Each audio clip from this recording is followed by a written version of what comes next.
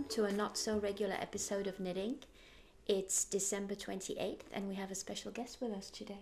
Hi, I'm Anna. I'm Natasha's sister and Petra's daughter, and I'm here to help us get to know the knitters a little bit better with an interview. Yeah, so we're going to do a little Q&A today. So it won't be our quote-unquote normal episode, but hopefully this will be a fun way for you to learn a little bit more about us, and we'll just see what happens. We're going a little rogue today. Yeah. So first off, I was curious if you could tell me what you're wearing today, Mom. Oh, what I'm wearing today, thank you. So I am wearing I think it's called the Aran. It was my New Year cast on in 2016, and it's made from Anzula for better or worsted yarn. It's an Asatricosa pattern, and what I really like about her patterns, I think I may have mentioned before, she does these pretty clever set-in sleeves. It's called her ziggurat technique, and you knit it all in one piece. You start at the back, and then you do one sleeve cap and the other sleeve cap, knit a little bit here, and then join in the round. And I did add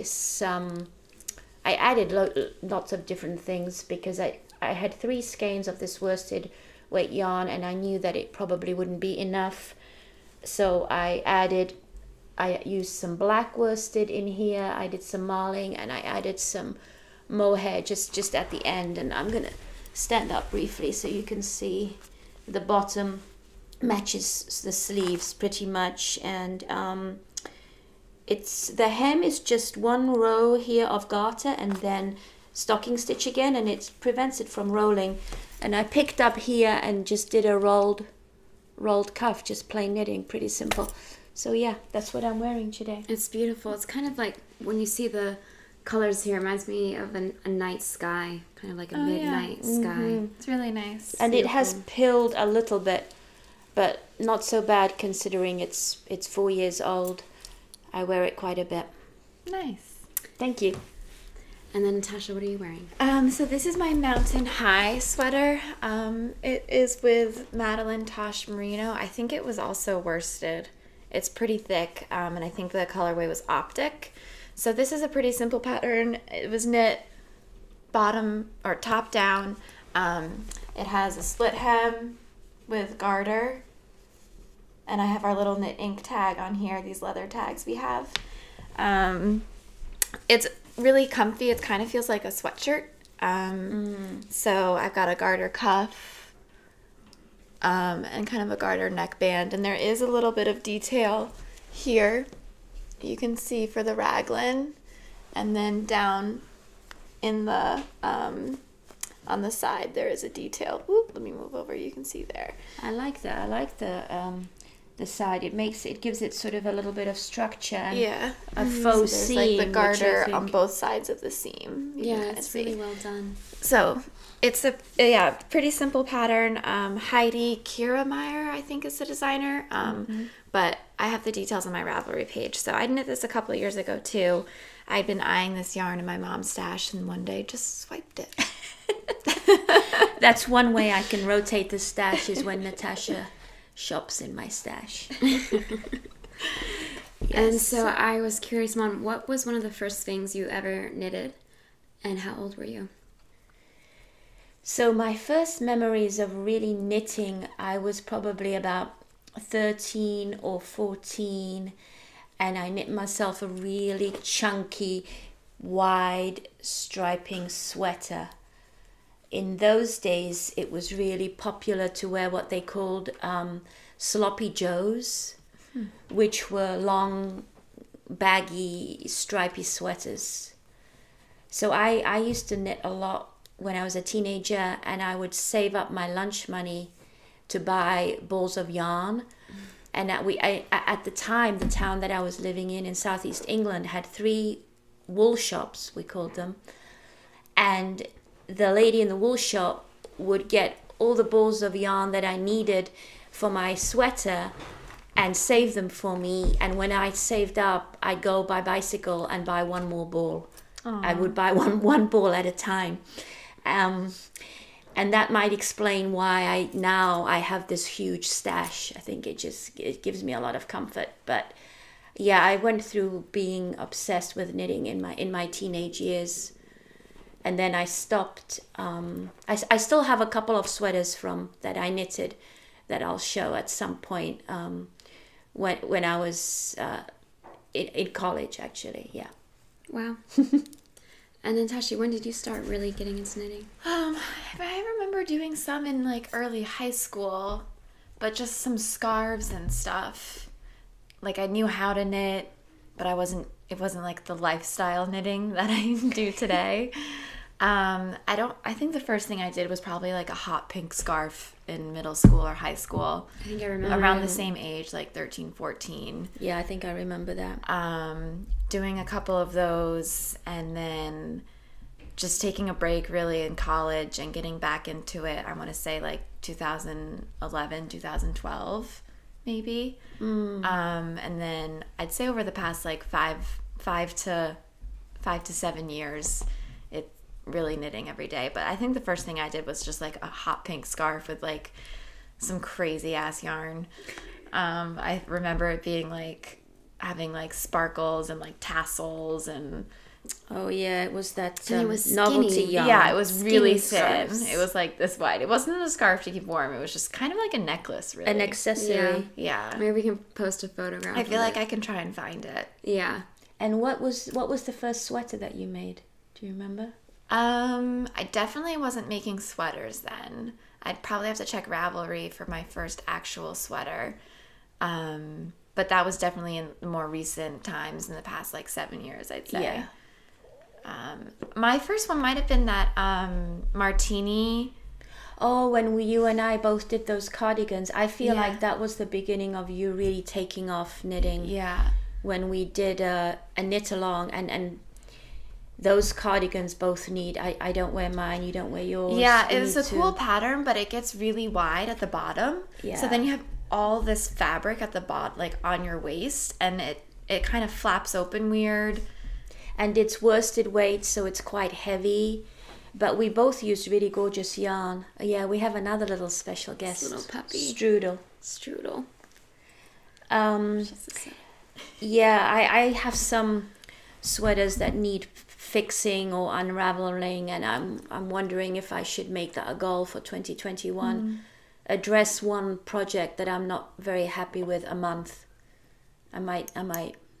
I have all these goals, and then inevitably I don't keep them up. So I'm not sure if I'm going to do it. But yeah, the martini sweaters. Yeah, I think that might have been my first garment.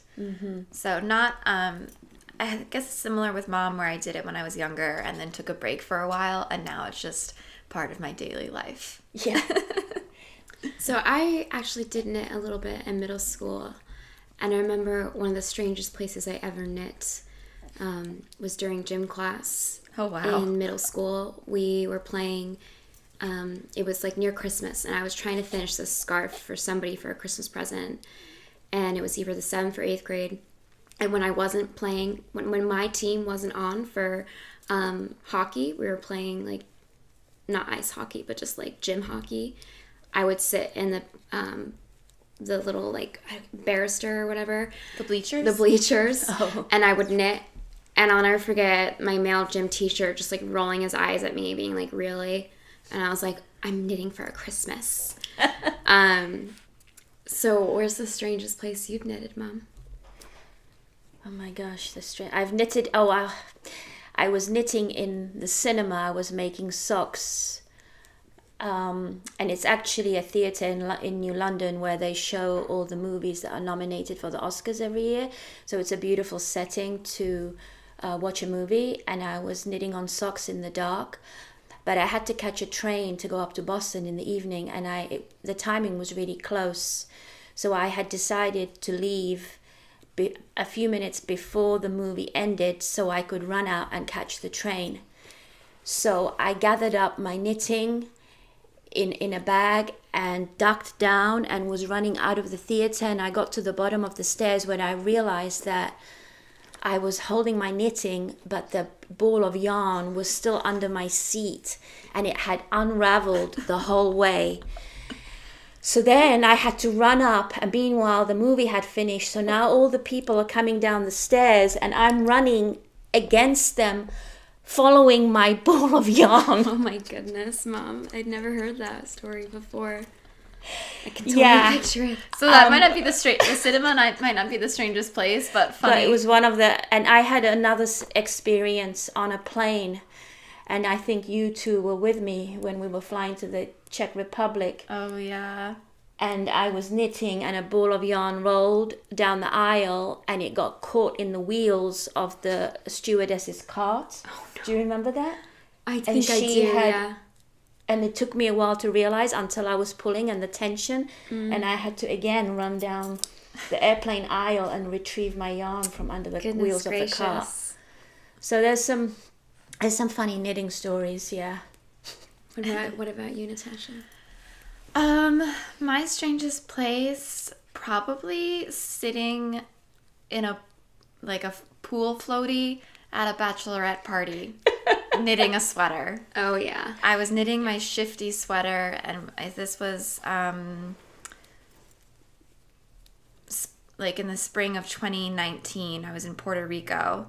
And I was working on my shifty sweater while in a pool. I had the bag balance. It was very precarious because I had my cocktail, my knitting, and I was in water. But it worked out. That's probably, I don't know. I knit everywhere. I would knit on the bus. It's not that weird going to and from work. But I remember sometimes you're addicted to a project. I would even knit while I was walking to the bus. And I remember once I guess I do have a story. My ball of yarn dropped on the street. And I was walking, and it got caught and then just ripped. And I was like, oh my God, this would be actually dangerous if I did this and got on the bus and the yarn pulled. So I tried not to do that anymore, just so that I wouldn't have yarn pulling on the bus, because that sounds kind of scary. But yeah, I think, whenever you're knitting in public where it's you're on the move, is always kind of interesting. It can be a little precarious, yeah. That's funny. I did go through a phase where I would walk and knit, just knitting on plain socks, but I've stopped that now. It's good to just look around and enjoy your surroundings when you're walking, and just take a break. So I don't do that anymore. And also it could be very dangerous. Yeah. Mm-hmm. Yeah. And what do people generally ask you to knit for them? That's a good question. I think you get a lot of socks because you make a lot of socks. Yeah. I definitely get a lot of requests for making socks.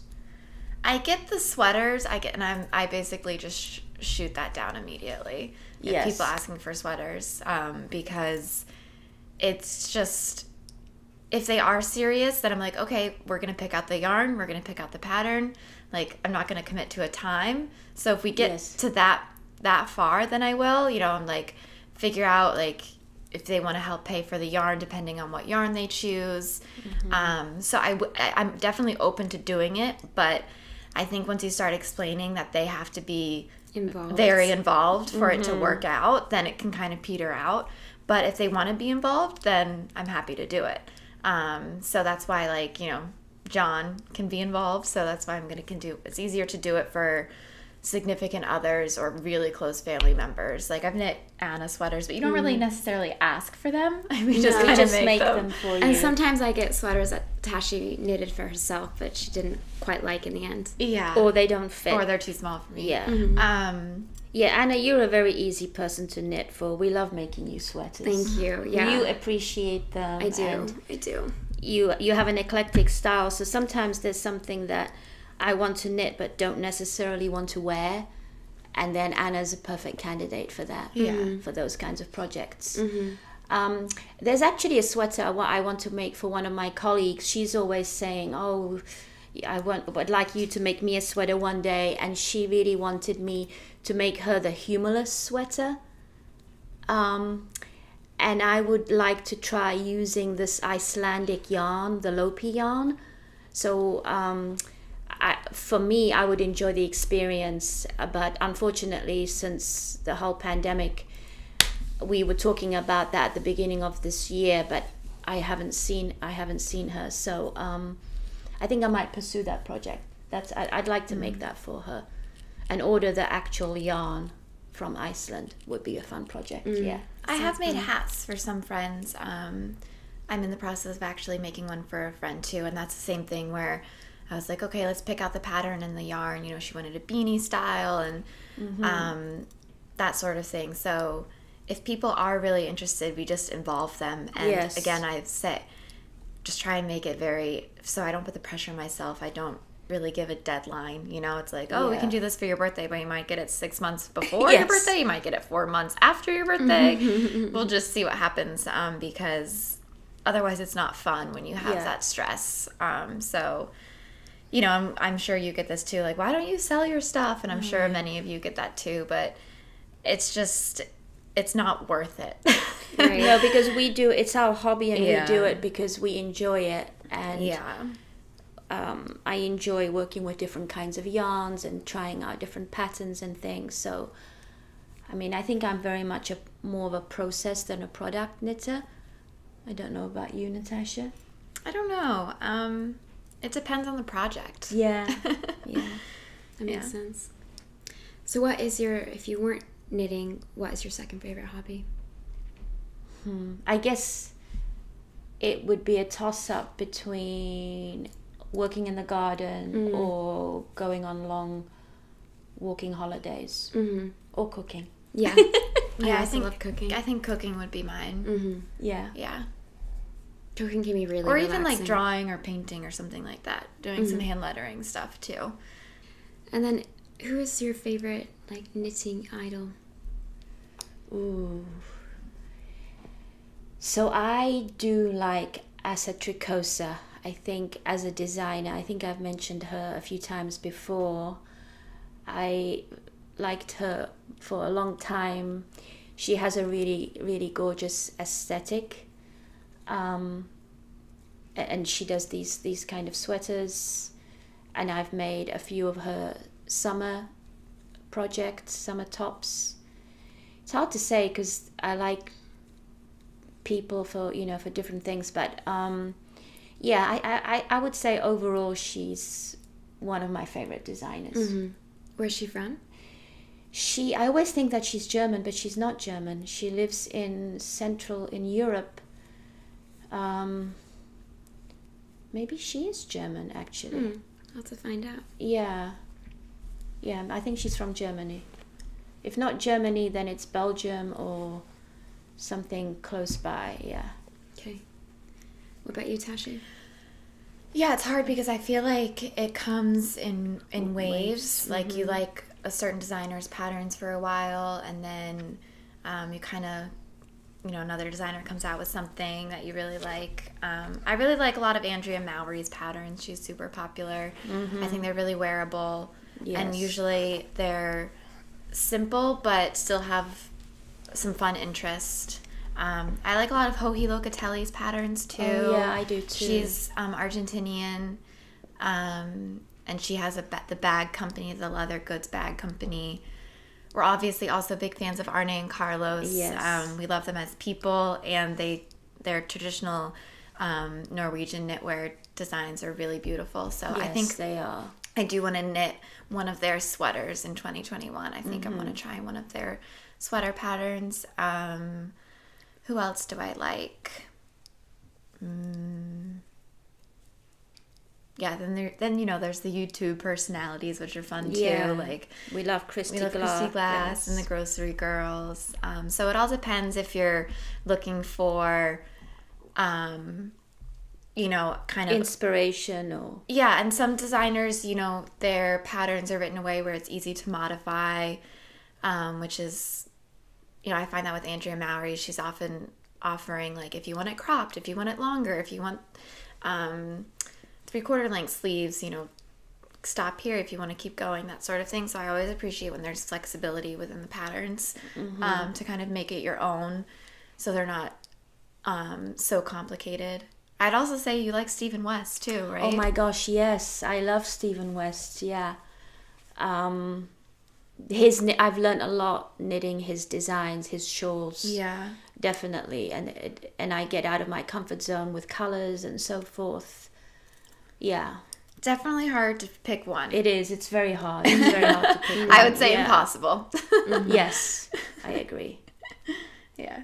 So I've been to a couple knitting stores with my mom and my sister on various trips. I remember when my family came to visit me in Seattle for Christmas, we went to a special knitting store in Bainbridge Island. Oh, Church Mouse Yarn and Tees. Yes, which was a beautiful store. I grew up with a store in Mystic we would go to, which was also beautiful, really high ceilings and just great different yarns to choose from. But I'm curious what you two find. What do you look for in a yarn store? Yeah, that is a really good So for me, question. when I'm traveling, when I go to a local yarn store, usually the first thing I ask is, do you have any yarn from local dyers? Because, you know, obviously the Madeline Tosh is beautiful and all these, you know, popular brands, but you can get them in a lot of places. So when you're traveling, it's nice to check out some local yarn. It's either spun or dyed there. So like in Vermont, I've gotten Vermont dyers. Even when I'm visiting shops in Connecticut, I like to try and get the local ones too. And then if there isn't, I don't often have a specific project in mind when I'm traveling to get stuff, and I do try and get a souvenir skein. So I have a lot of single skeins, so I'm trying to figure out if that's the best thing to be doing, but they're special, and you know, when the right project comes along, I'll have them. Or I like to get a little notion, like if it's some special stitch markers that have the name of the shop, or a project bag, or a needle case, or you know, just something that has the yarn shop or the name of the city or state or country I'm visiting. So I definitely gravitate to getting something local when traveling. I think then our local yarn shop, you know, it can be if you've got a specific project in mind, and you can go searching there. Yeah. That does remind me, I went to a yarn store in Victoria, Canada with Natasha in 2019, September. We were celebrating our dad's 60th birthday, and Natasha did ask about local dyers at that store. I remember that. Yeah, and I remember I got you a skein there too. The yarn I got was, you know, they talked about the water they used. Oh yes. And it's like the salinity or something helps. I don't know all the science behind it, but I was like, ooh, this is cool. It sets the yarn color. Yeah. So Interesting. Yeah. And obviously, like when we went to Norway, all we bought was Norwegian yarn. Oh my so. goodness. That was And amazing. we promise we will do an Arne and Carlos Norway cruise episode, but we keep forgetting all the things we need to talk about when we do it. So we promise that'll be coming in the next couple of weeks, but or a month or so. So that we haven't forgotten about that, and we will do it. We just need to prepare a little bit. Yeah. So thank you for your patience with that. I mean, I think for me, similarly to what Natasha described, when I'm traveling, I definitely always look to see if there is a yarn store nearby to go and visit. It's nice to see all the different sort of feelings and atmospheres and the different yarns that stores carry. For my local yarns, I'm really lucky to have a wonderful local yarn store, Driftwood Yarns. It's really about community. And in the pre-pandemic days, Elizabeth, who owns Driftwood Yarns, hosts knit nights and knit afternoons and classes, and through that I have a really wonderful local community, and that we still stay connected. We meet virtually every couple of weeks or so. And then I've started to join the virtual ones every couple of weeks because I wasn't down here to join in person. So it's been fun to get to know your knitting peeps. Yeah, so that's a bonus. That's one of the bonus of doing things virtually, is that people from far and wide can join in too.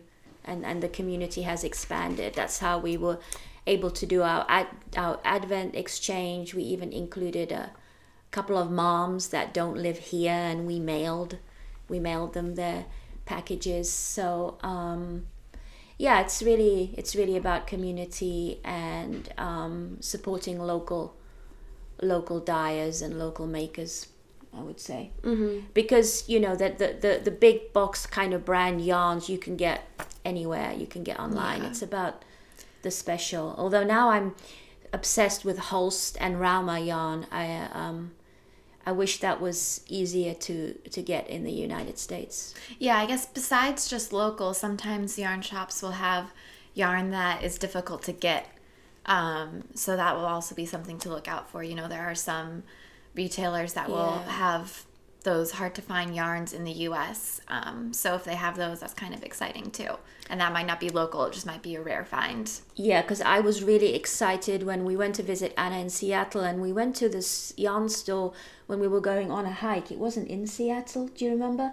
And they had Woolmizer yarn, which is a German yarn, and I'd never seen that in a store in the US. And I bought 3 skeins of Woolmizer yarn.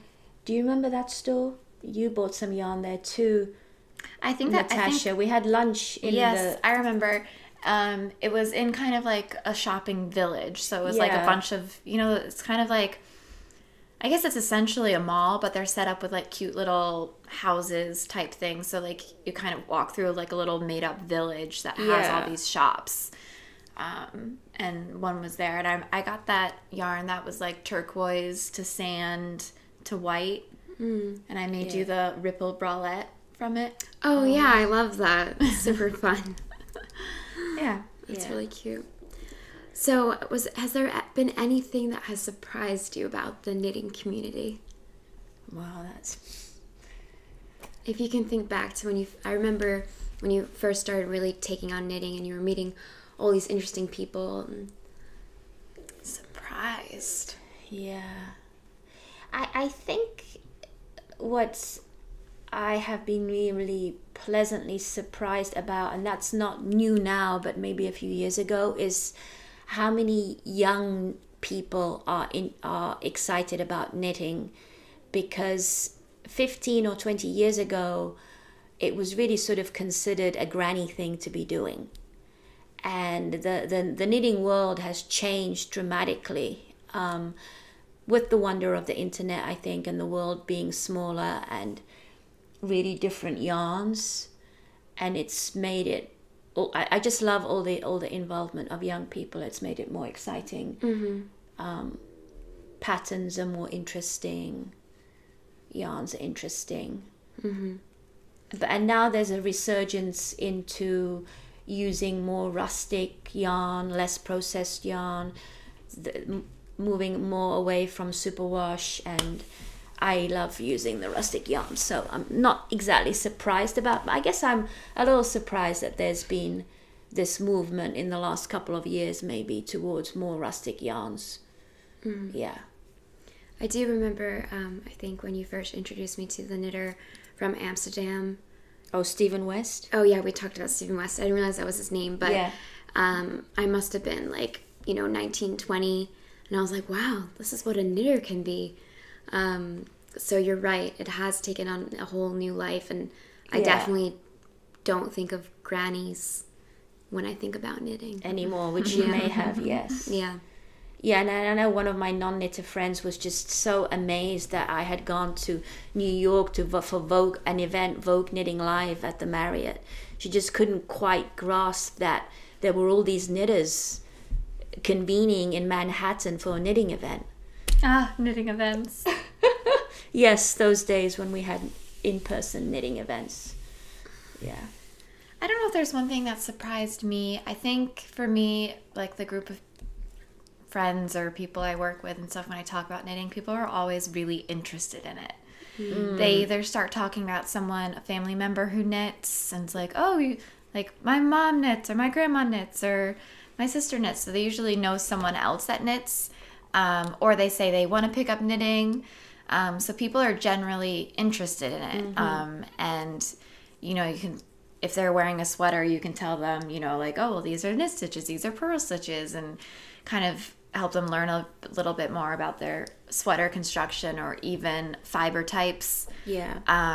Sometimes people like my sweaters get saggy in the elbows, and you know, you can kind of talk to them about what the fiber content is and why that's happening, and why some sweaters can be really thin but really warm. So I think for me, it's just nice that you can talk to anyone about knitting.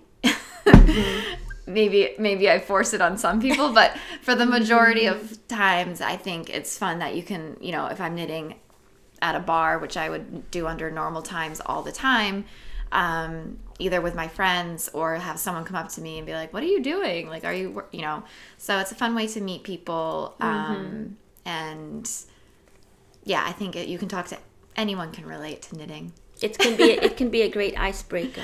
Yeah. Yeah. So obviously the next place you want to visit when the pandemic is mostly over is England to see family. Yes. But what would be another place that you would really like to visit once traveling safe is again? I think I would like to go to maybe Iceland, actually, and stock up on some of the Icelandic yarn. Holst yarn is from Denmark, isn't it? Mm-hmm. You know, and I would just love to go back to Norway, to be honest, and just buy a lot more yarn. There was one point where you and I were looking at walks in Finland.